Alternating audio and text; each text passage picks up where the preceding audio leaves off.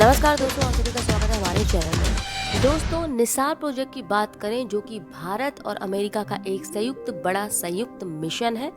Nisar satellite का नाम है और जिसे हाल ही में अमेरिकी अंतरिक्ष एजेंसी नासा ने भारत की अंतरिक्ष एजेंसी अनुसंधान संगठन इसरो को सौंप दिया है। इसे रिसीव करने खुद इसरो प्रमुख doctor S Somnath jet propulsion laboratory गए और अब इस सैटेलाइट को भारत लाया जा रहा है।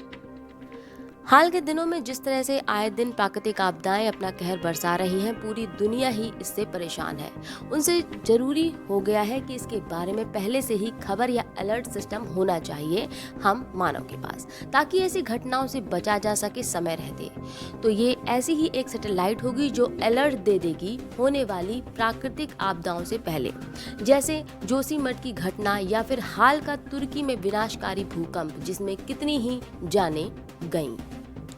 तो ये निसार सैटेलाइट पूरे विश्व भर में अपनी पैनी नज़र बनाकर रखेगा, चाहे कैसा भी कहर हो, जैसे भूकंप हो या तूफान हो, ज्वालामुखी हो, ग्लेशियर का पिघलना ही हो, समुद्री तूफान हो, जंगल में आग लगना हो या समुद्र के जल स्तर का बढ़ना या और भी कई आपदाएं हो, इनका अलर्ट पहले से दे देगी ये सैटेलाइट। आपको बताएं, इतना ही नहीं, निसार सैटेलाइट धरती की तरफ अंतरिक्ष से होने वाले खतरों और स्पेस में इकट्ठा हो रहे मानव के द्वारा कचरे की भी समय समय पर सूचना देती रहेगी।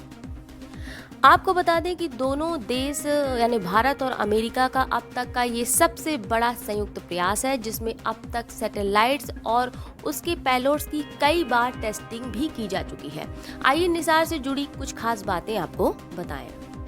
निसार में 2 प्रकार के बैंड होंगे जिनके नाम L और S होंगे। S बैंड ट्रांसमीटर भारत ने बनाया है और वहीं L बैंड ट्रांसपोर्टर को नासा ने बनाकर तैयार किया है। दोनों का ही काम धरती पर पेड़ पौधों की घटती बढ़ती संख्या पर नजर रखना है, साथ ही प्रकाश की कमी और ज्यादा होने के असर की भी स्टडी करना होगा।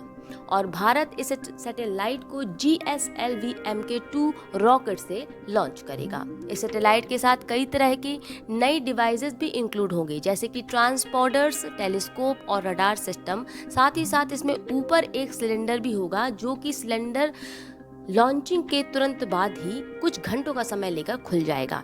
इसके साथ ही डिश एंटीना की एक बड़ी छतरी भी होगी, जिसका काम धरती पर होने वाली प्राकृतिक गतिविधियों की पिक्चरिंग करना होगा। कहते हैं कि ये सैटेलाइट धरती का पूरा एक चक्कर लगाने में कुल 12 दिन तक का समय लेगा और इस दरमियान धरती के कई हिस्सों की कई तरह की तस्वीरें और आंकड़े वैज्ञानिक तक पहुंचाता रहेगा। आपको बता दें, निसार मिशन की लाइफ 5 साल तक की ही बताई जा रही है। साथ इसका जो रडार सिस्टम होगा वो 240 किलोमीटर तक के क्षेत्रफल की हाई क्वालिटी तस्वीरें ले सकेगा।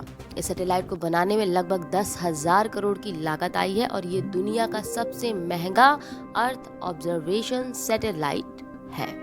तो ये थी निसार प्रोजेक्ट से जुड़ी बातें, जो कैसे और किस तरह से पूरी दुनिया को प्राकृतिक आपदाओं से बचा सकता है, इस पर एक छोटी सी चर्चा। फिलहाल इस खबर में इतना ही, और खबर के लिए जुड़े रहिए हमारे चैनल एन वर्ल्ड, हमारे चैनल शोध से। नमस्कार।